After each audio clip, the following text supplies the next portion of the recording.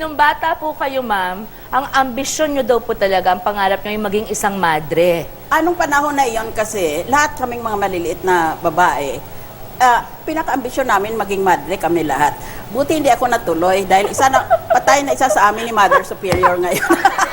Ako, Cardinal, gusto ko sana mag-eskwela tungkol sa aking pananampalataya dahil hindi ko masyadong naintindihan.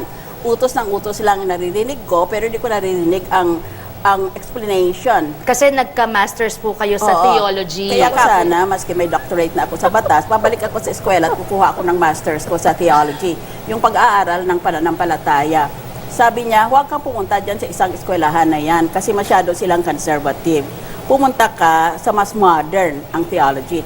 Kasi kung pumunta ka sa conservative, baka mamamatay ang mapari sa iyo. Atakihin sila. Pag pumasok ko yung confessional, lalabas yung pare. Hindi mo kaya.